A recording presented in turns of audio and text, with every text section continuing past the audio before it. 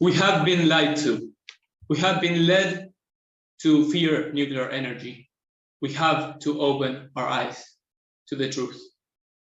For decades, different groups has led us to believe that nuclear energy is a demon, claiming it is unsafe, expensive, wasteful.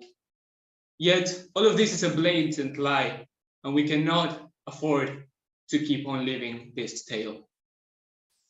Opting for nuclear energy is not opening Pandora's box. It is the way to the Elysian fields. Nuclear energy is clean. The waste is minimum, and those wastes can be cleaned due to the new technology. It is safe. It has so many regulations that keeps it from being harmful for humans.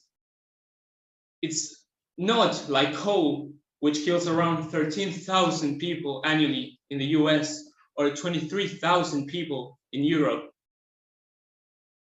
Nuclear energy will protect us.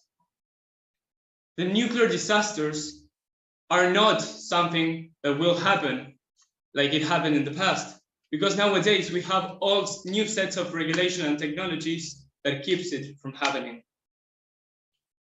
Nuclear energy is profitable.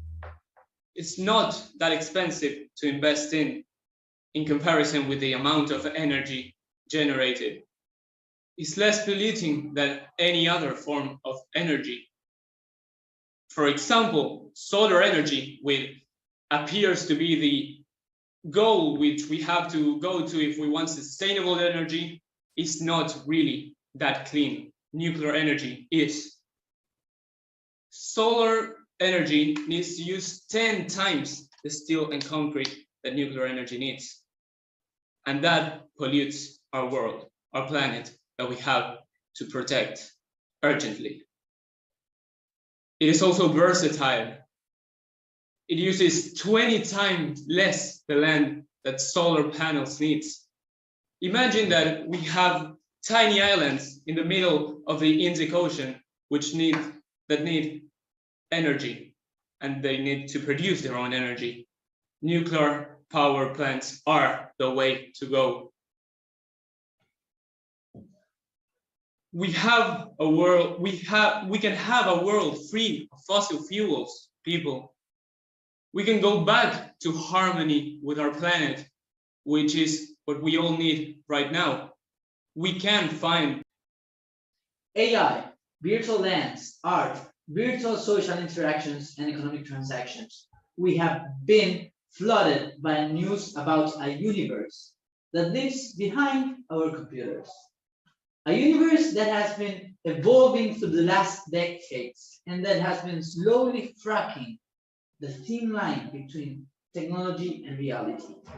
It generates a doubt over the question, who are we? The metaverse is basically the internet.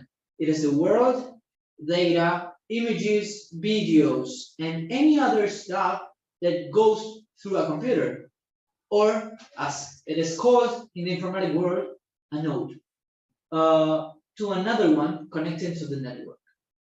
Just like in the movie Tron, people enter into a universe to socialize, learn, just as the online classes we had when restrictions impeded them to be face-to-face, play, and also live.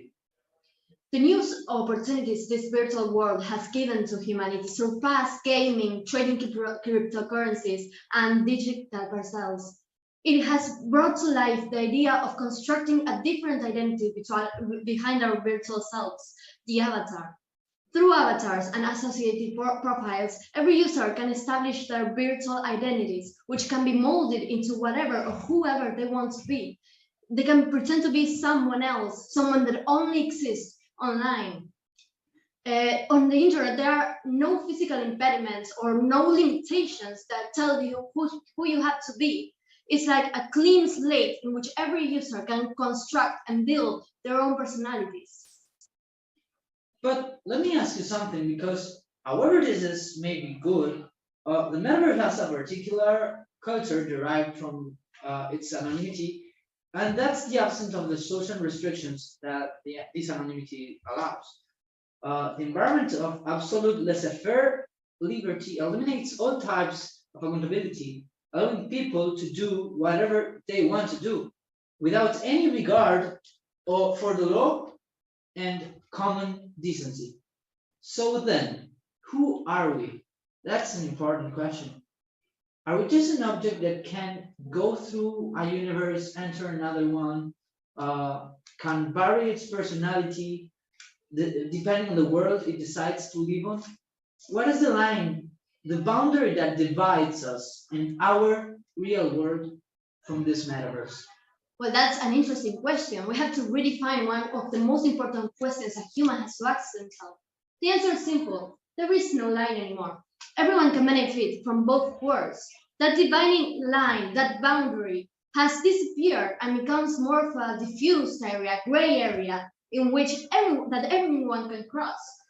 The real world has fused so much with the metaverse that people are free to be whoever they want to be. We can see this in social media, in Zoom calls, the formal messages we might send every day. We watch our phones every day and we give likes to photographs and we float on a global network. We buy things through a network, we learn through a network. Okay, so as a conclusion, we can say that the economy has changed, the way we do things has changed, but also the way we want and are going to live our life. Because the metaverse is now so close to us